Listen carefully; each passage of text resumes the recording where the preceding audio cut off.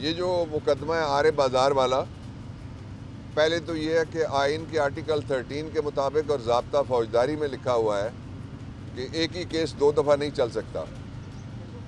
तो मुझे समझ नहीं आती ये किस तरह से मिलिट्री ट्रायल कोर्ट हो गया। ये केस चल चुका है जिसमें मियाँ वाली के लोगों को सज़ा दी गई।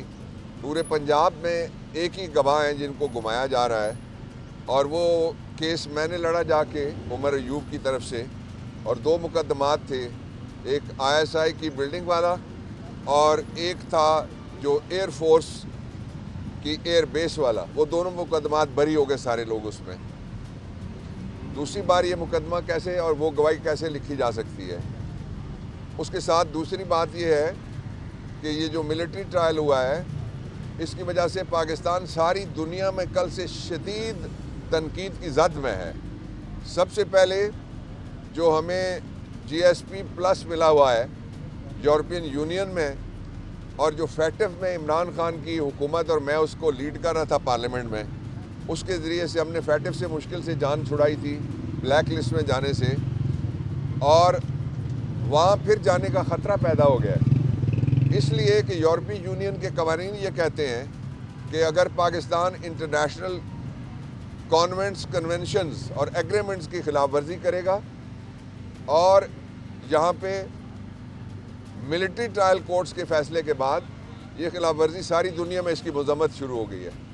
बरतानिया ने भी इसको कंडेम कर दिया है, अमेरिका ने भी इसको कंडेम कर दिया है। इसको जो यूरोपियन यूनियन के जितने अरकान हैं, मोर देन 30 आई बिलीव, वो सारे के सारे उन्होंने छुट्टी वाले दिन दफ्तर खोला और इसको कंडेम किया है। इसलिए ये जो मिलिट्री ट्रायल कोर्ट का फैसला है वो फौरी तौर पे वापस लेना चाहिए। ये पाकिस्तान के ख़िलाफ़ गया है, 25 लोगों के ख़िलाफ़ नहीं गया, ये 25 करोड़ लोगों के मुल्क के ख़िलाफ़ चला गया है। और वो नाकबद अंदेश हैं जो इस तरह के मशवरे देते हैं हुकूमत वाले कि ये करेंगे तो फिर लोग डर जाएंगे, ये करेंगे तो लोग हट जाएंगे, ये करेंगे तो इमरान खान मुल्क से बाहर चले जाएंगे। कुछ नहीं होगा ऐसा, ना वो -1 होगा ना कहीं जाएगा। दूसरा इसका जो पहलू है वो बड़ा ख़तरनाक है, वो ये है कि हमारा ट्रेड है कितना। जो हमारा ट्रेड है वो तकरीबन मोर देन 50% है यूरोपियन यूनियन के साथ, और अगर हमें जो वहाँ पे प्लस का जो स्टेटस मिला हुआ है वो वापस हो जाता है तो वो ट्रेड भी ख़त्म हो जाएगा। आप इस्तेकाम लाएंगे कहाँ से? इस्तेकाम कोई पकोड़े की दुकान से नहीं मिलता कि आप पारा में जाएंगे कहेंगे सलीम 1 पाव इस्तेकाम दे दो, या आप राजा बाज़ार में जाएंगे और कहेंगे कि राजे आधा किलो पकोड़े दे दो जिसमें इस्तेकाम डालना। ज़रा इस्तेकाम आएगा पाकिस्तान में सिर्फ एक तरीके से कि फौरी तौर पे जो गिरफ़्तार शुदा लोग हैं उनको रिहा किया जाए। और ये शहीद कहते थे ना कि हमें लाश दिखाओ, अल्लाह माफ़ करे, किसी के घर में जवान आदमी की लाश नहीं जाना चाहिए। और कड़ियल जवान आपने देखा डोरनाल में, उसकी तदफीन हुई है 24 घंटे पहले। इस बेशर्म, बेरहम और बेहया निज़ाम को शर्म आनी चाहिए जो कहते हैं कि बच्चों की लाशें फिर निकालो और फिर इनको दिखाओ, तब ये मानेंगे कि जो आप पारा से थोड़ा सा आगे डी चौक में जाके वहाँ पे जो कुछ हुआ है। और इस पे तीसरी और आखिरी बात मैं पहले मौजू पे ये करना चाहता हूँ कि ये जो ऑडियो और वीडियो लीक है उसके हवाले से मैंने आज अभी इंसदाद दहशत गर्दी की अदालत में उमर अयूब की तरफ से ये दरख्वास्त फाइल की है। इसकी ख़ास बात यह है कि पाकिस्तान में पता नहीं चलता कि ऑडियो किसने बनाई है, पाकिस्तान में पता नहीं चलता वीडियो किसने बनाई है। जो इल्ज़ाम है आरे बाज़ार केस में, जिसको GHQ केस का नाम, ब्रांड नेम दिया गया है, हालांकि GHQ हम सब का है, हम सब के पैसों से चलता है, पलता है, बसता है। इसलिए ये मैंने मांगा है कि अदालत ने अपने एक ऑर्डर में लिखा कि इस्तग़ासा वाला कहते हैं कि हमारे पास उमर अयूब की ऑडियो है और उमर अयूब की वीडियो भी है। तो हमने 2 मुतालबे किए हैं इसमें, कानूनी मुतालबे। पहला मुतालबा हमने ये किया है कि उमर अयूब की जो ऑडियो है बताई जाए, उस बंदे का नाम बताएं जिसने ये ऑडियो तैयार की है। ऑडियो ज़ाहिर है फ़ोन पे तैयार होती है, तो फ़ोन किसी ने टेप किया होगा। दूसरी बात ये लिखी है कि फ़ोन टेप करने वाले का नाम बताएं और तीसरी बात ये लिखी है कि फ़ोन टेप करने वाले का महकमा भी बता दें साथ, ये कौन है जिसने फ़ोन टेप किया है, जिसको वो कहते हैं कि उमर अयूब दहशत गर्दी में मुलविस है। दूसरा, हमने वीडियो के बारे में भी यही कहा है कि हमें बताया जाए वो शख्स जिसने वीडियो बनाई है। और तीसरा, हमने कहा है DVR दें जिससे वीडियो बनती है, फिर मुझे वापस आना पड़ेगा, I am sorry, military trial courts की तरफ।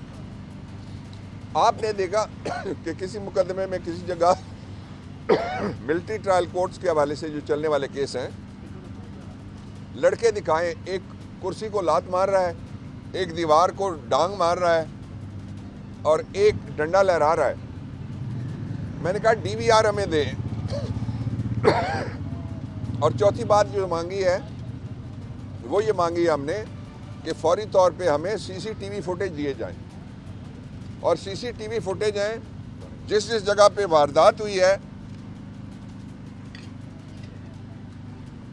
थैंक यू, जिस जिस जगह पे वारदात हुई गायब हो गए, तो फिर ये जो जिन 25 बेगुनाहों को सजा हुई है उनके लिए कौन सी CCTV फुटेज थी तुम्हारे पास?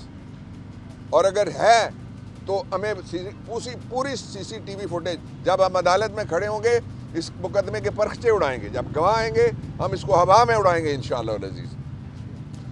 दूसरा जो मौजू है उस पर भी मुझे तवक्को है कि जज साहब हमें ये कॉपियाँ देंगे, नहीं देंगे तो हम सुप्रीम कोर्ट तक जाएंगे।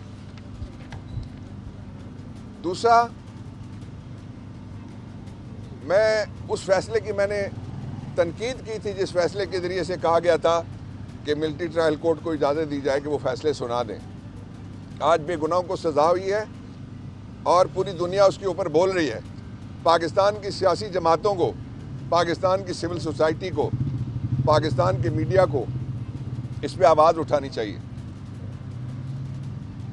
अब आए जो तीसरा पहलू है इसका, आज की मेरी गुफ्तगू का, वो मैं आपके सामने रखता हूँ। कल इस्लामाबाद में मुलाकात हुई है, मुज़ाकरात नहीं हुए, इसलिए कि मुज़ाकरात में कमेटी के जो हेड हैं वो शरीक ही नहीं थे, हमारे 2 मरकज़ी ओहदेदार शरीक ही नहीं थे। लोग और वर्कर्स ख़ास तौर पे इस बात पे हैरान हुए कि इतनी जल्दी क्या थी दौड़ के जाने के लिए।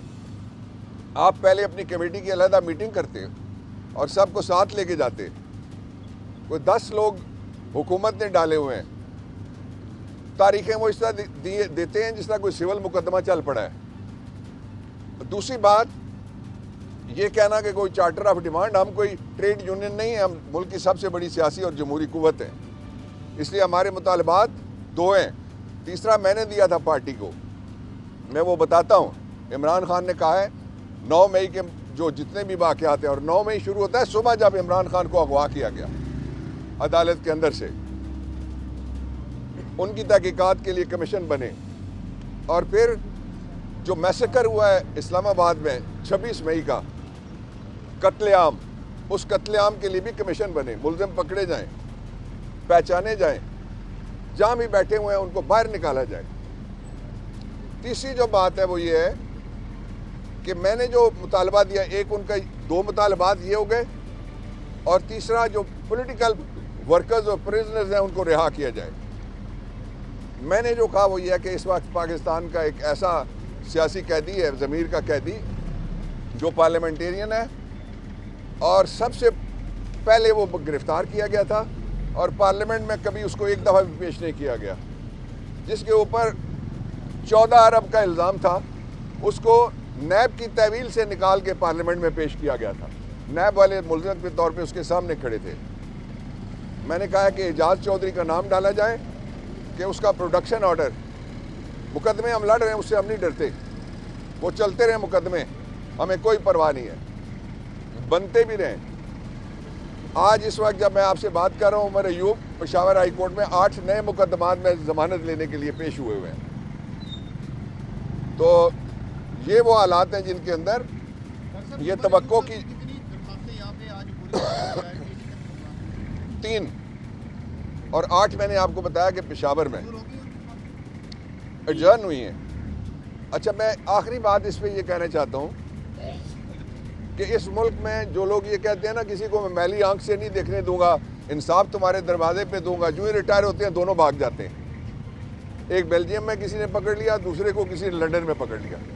हम तो इधर ही हैं भाई, हम इस ज़मीन के बेटे हैं, हम इस ज़मीन के मालिक हैं। हमारे अजदाद की दिल कब्रें, हम नहीं भागते यहाँ से। इसलिए इस मुल्क को ठीक करना, एक रास्ता मैंने बताया परसिक्यूशन, सियासी मुकदमात जो हैं वो ख़त्म किए जाएँ फौरी तौर पे।